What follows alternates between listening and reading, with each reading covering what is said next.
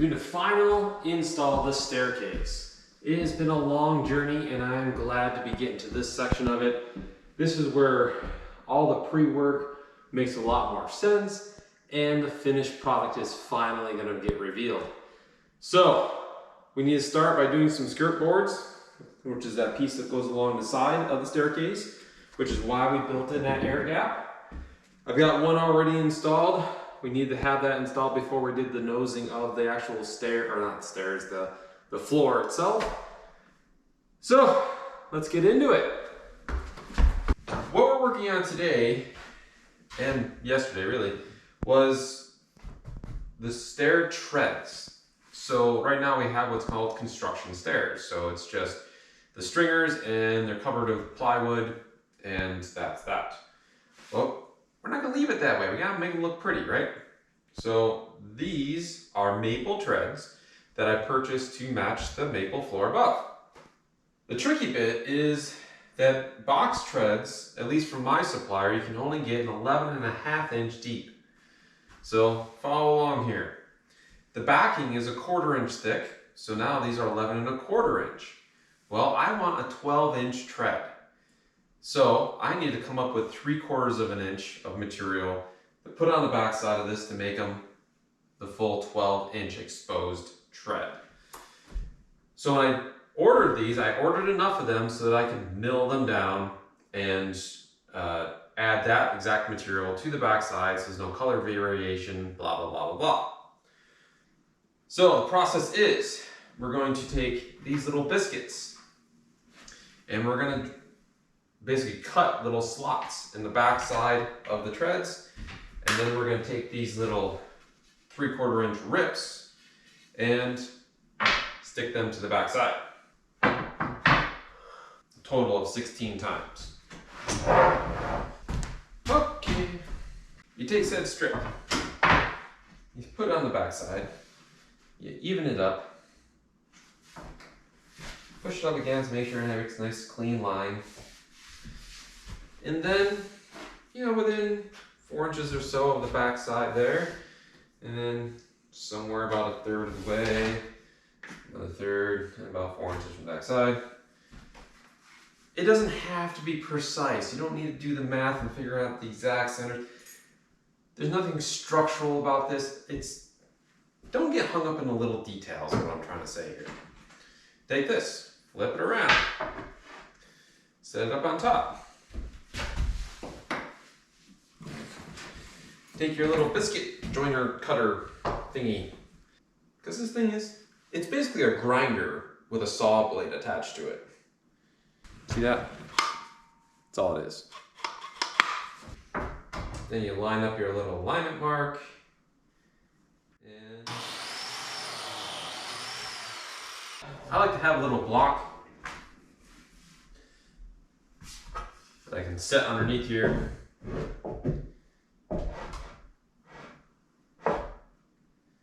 Kind of just balance it up, just puts it up in my face here.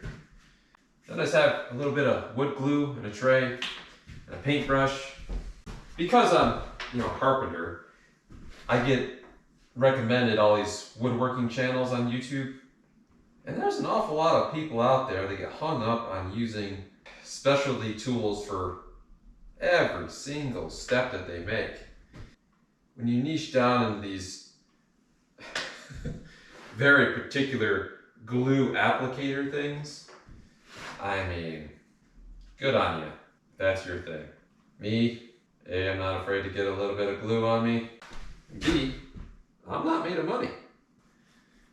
Now I'm going to do something here that I'm sure will make some woodworkers cringe. But honestly, I know my audience pretty well at this point. The folks that really watch this channel at this juncture is actually quite limited in numbers anyway. None of you are going to mind what I'm about to do. Not at all. In fact, some of you might actually appreciate it. You don't want to be right on the edge. We need that edge here pretty soon. I like to give them a little bit of wiggle, and that kind of helps seat the fixed piece by putting a little bit of levering action on it.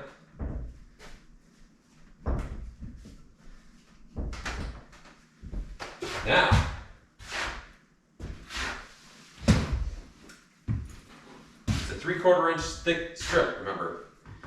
I'm gonna use an 1.5 inch nail, 16 gauge, and we're gonna nail this thing in. See why here in just a moment. Now the reason why I nail it all off, which is where some woodworkers would be like, what are you doing? Well, to me it's 100% worth the risk. And the risk is, you know, the nail hitting a wood grain and peeling out, or some other reason that I can't comprehend. Is that, like I said, I don't have a wall just covered in these clamps. So I need to reuse these clamps on every single process. So I need my clamps back. And those nails, they'll hold that piece in that clamp position while the glue dries. That's the only reason they're there.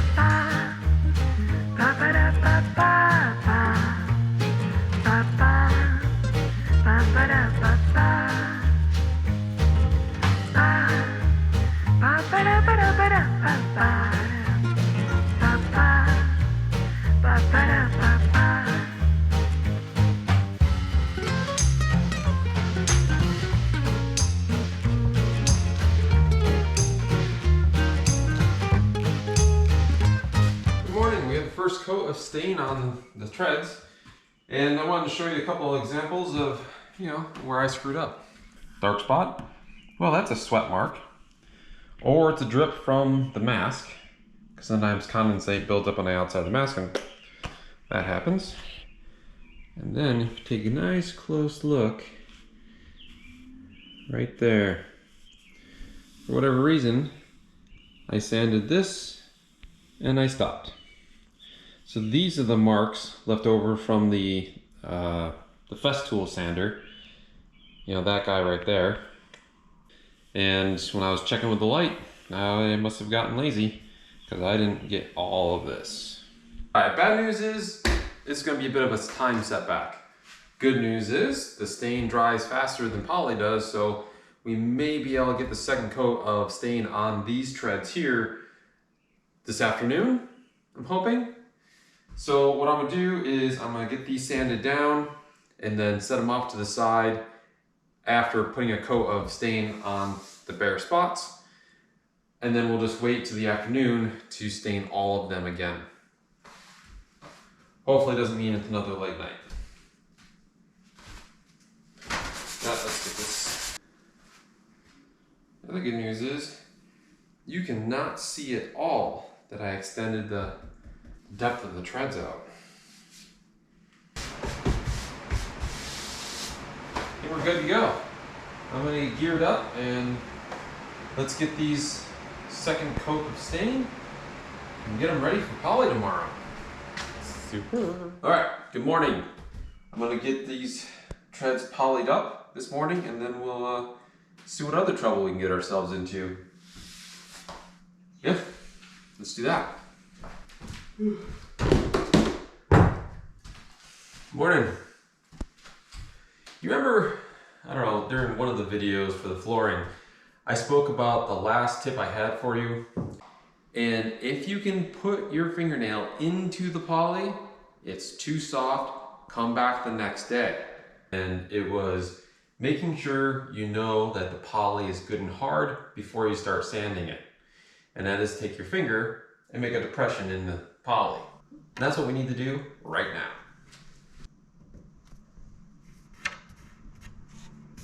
Yeah. I think these are ready. Well, I guess we know what we're doing today. I just realized I never cleaned my brush yesterday. So that's garbage. Great.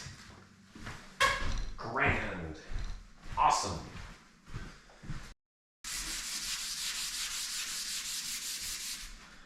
Once the sanding is all completed, you need to wipe it down with some mineral spirits and then again with a dry rag.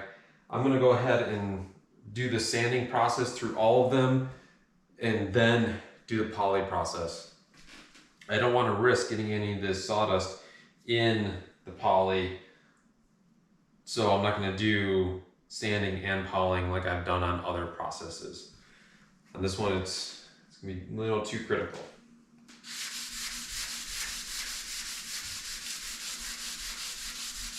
The skirt board that goes in here, you can accomplish it in several different manners. In this particular install, I can really come up with two ideas. And one is to have your baseboard that runs around the landing come over to here and do what's called a mitered return on the face of this, so then the skirt board comes up and butts into it. So it sits roughly about there. Or you don't worry about the baseboard quite yet, and you bring your skirt board all the way up. So as it comes across here, continues up until it hits the height of the baseboard, and then it just rolls off the top of the baseboard and rolls down. And that's the look I think I'm going to go for on this install. I think that makes a nice clean flow of the woodwork. Instead of that, I feel is clunky. And that's typically how I see it's done, because that's a heck of a lot easier than what we're about to do. Okay. First things first, we need to identify how much of the skirt board is going to be going across here, which would be, typically cut off, which we have here. So if I pull this little ledger board off and get that measurement there, then we can get the rest of the layout figured out on how to cut the chunk that's going to wrap around this bit. Don't worry, it'll make sense. I promise, it'll make sense. Yeah, let me pull some stuff apart. All right, she's all nicely sanded up and we're ready to work with it. Now, the first bit of business is to create a plumb cut for where the staircase, comes up and intersects with the baseboard, right? So we need to know what that angle is. If you want to know how I figured that out, you can check out the little 1-minute short that I produced, I don't know, a couple weeks ago.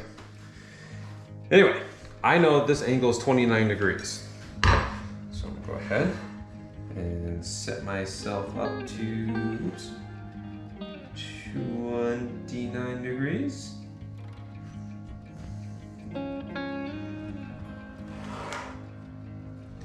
Now you're gonna wanna have your pencil nice and sharp for this operation. We don't want any wide cuts. So let's go ahead and continue that line. Now, you can either do all your markings, or you can go ahead and cut that off to prevent any sort of confusion. So that's what we're gonna do. Now I need this to be nice and clean. So I'm gonna use my track saw here. So we need to add 13/16 to the dimension of the baseboard. The baseboard should be 5.5, and this one is shy by 1/16. So that's gonna depend on the one I put in. That could be interesting. Okay. So, what does that mean? We're gonna go down this face, the 5 7/16 plus 13/16. So that will be 6 1/4. Okay. Now, 6 1/4 lends us. We had 3 3/4 inch that we measured earlier. So then that goes, oops, right there. So again with the 29 degree, which we can't measure. Okay, so what we do is go square off of this line.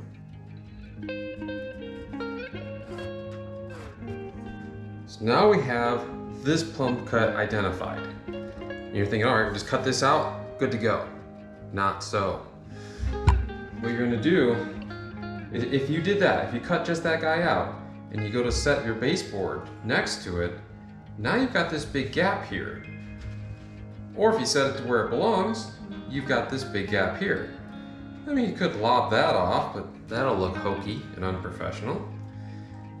So what we're gonna do is we're gonna add that 3/4 of an inch back in to right there, and extend this line over and connect it with that plumb, and now you'll be able to cut it out and get it out.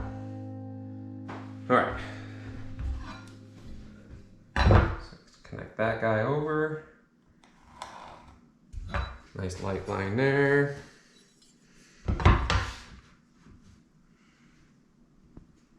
Man, the lighting here sucks. Okay.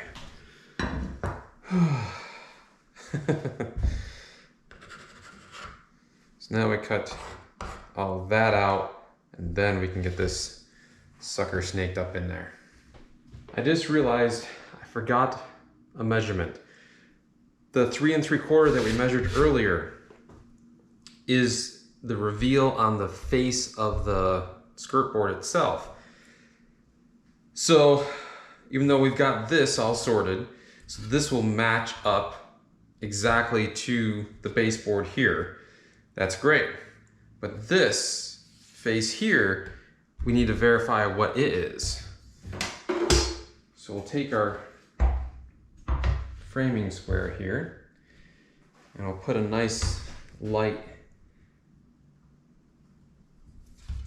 make sure it's even with the actual cut.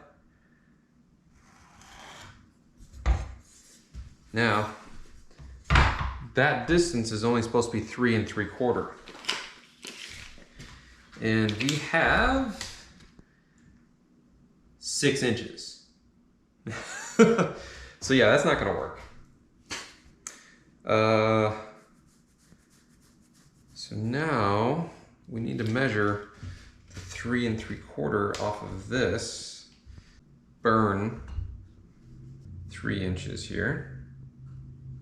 So that makes it 6 3/4. Right there. Okay. So now we need to square that off.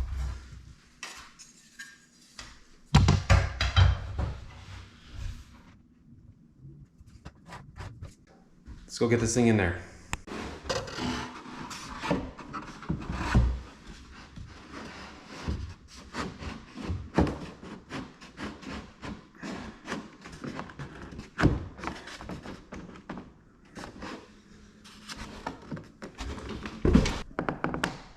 That'll be nice and tight.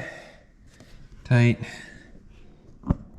And then this little hole here gets covered up by the stair tread that comes in. That gives us a nice tall skirt board. All right, let's get this thing in here.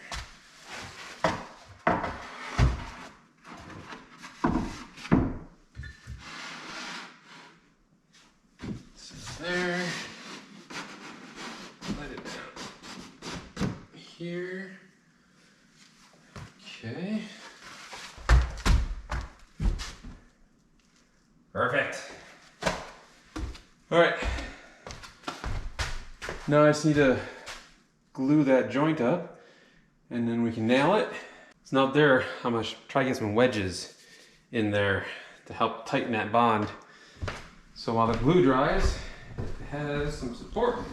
I decided not to shoot it with the large finish gun, but instead I used the little, what do they call that, pinner.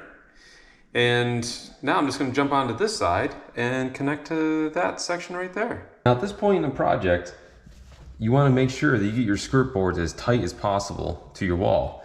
Now when I nailed this on, she was pretty tight, like so. And the nails have popped out. So that's telling me that there's a fair bit of tension in this board, and as it sat here and dried after being polished and whatnot, it just slowly pulled away from the wall and pulled the nails with it. So we're gonna go ahead and push it back in a more permanent fashion. So we're gonna start up high where the gap begins. And we're just gonna pound these shims in. You wanna make sure you're behind the face of the riser.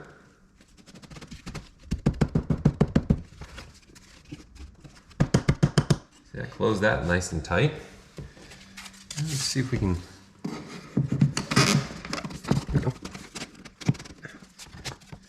Now these are just number 2 cedar shake.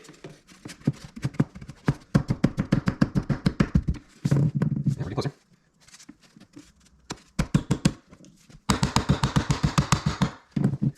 Yeah, we're definitely getting closer. You can see the heads of the nails now. So I am noticing that there's a fair bit of gapping and looseness up here, but it's getting wicked tight down here. Now the last thing we want to do is blow out the sheetrock. So I'm gonna go ahead and come down to this next riser and see if we can't get this to close up a little bit more.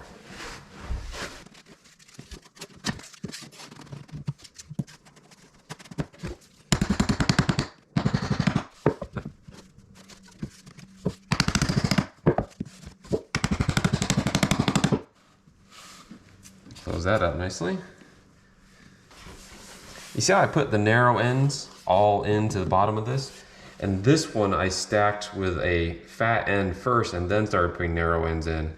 I think I'm gonna flip that fat one around. Start this pile over.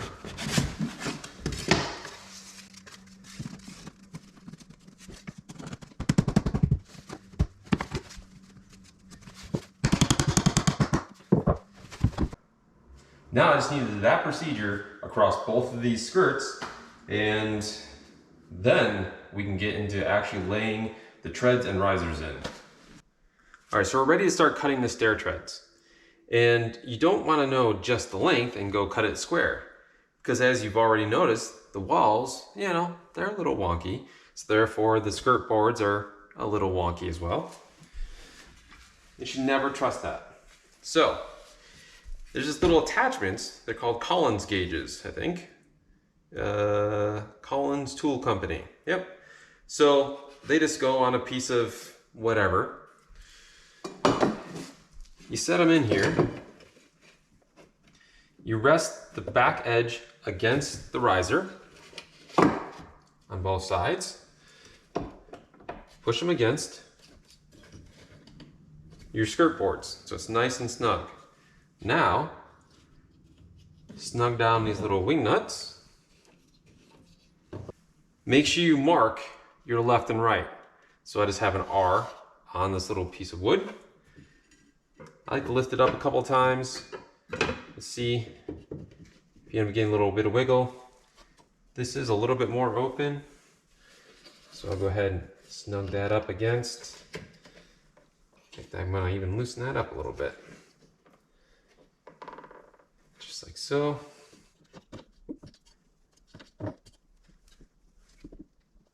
Okay.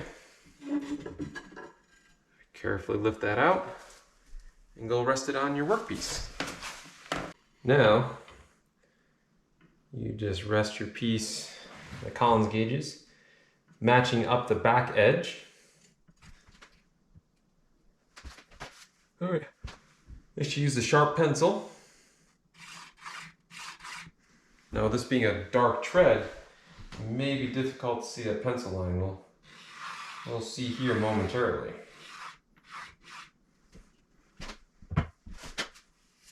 No, that looks fine. You can easily see the pencil line. Now I'll grab my track saw. So I want the pencil mark to be fully exposed right up against the splinter guard.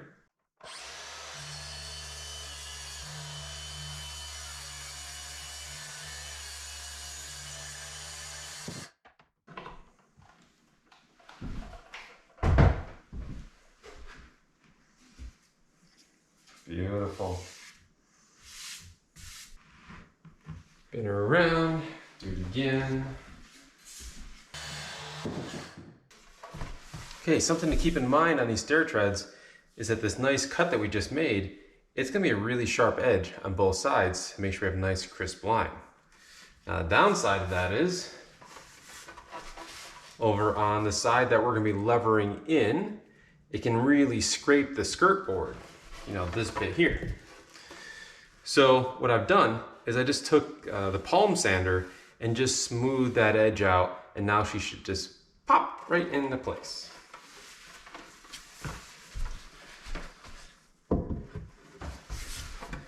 So set the non-sanded side down in, which for me was the right.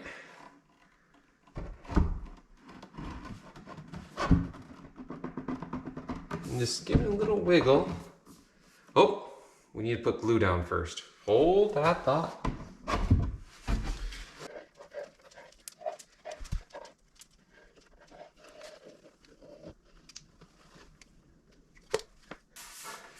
Being careful of the glue, because we don't want to get any of that stuff anywhere near the surface.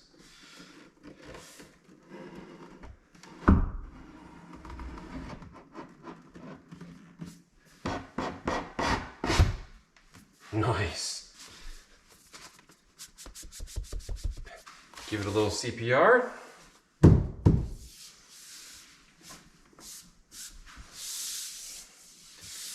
Nice and clean.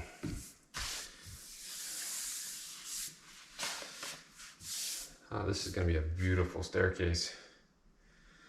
All right. Now we're going to go ahead and just shoot this guy on.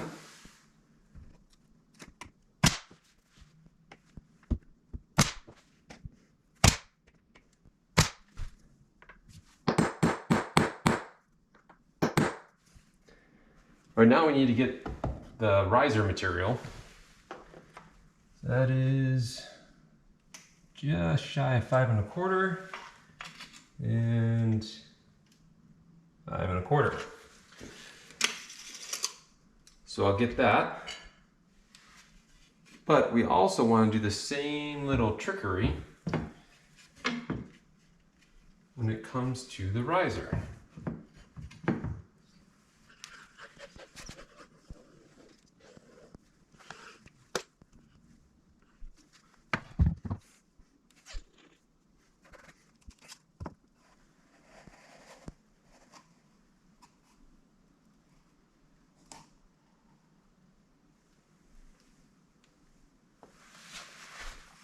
There we go.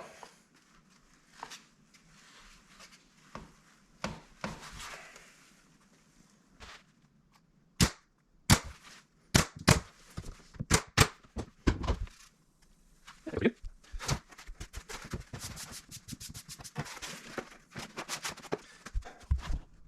So now I just need to do that 16 more times.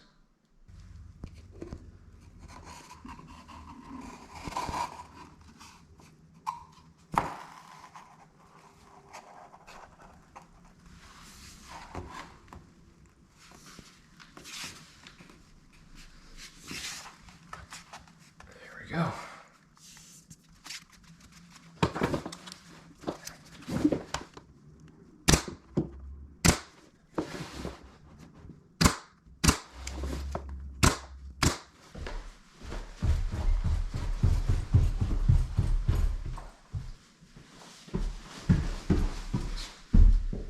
Notice something? No creaks, no bouncing, no crackling noises, nothing. She is solid as a rock. And I am stoked the way it turned out.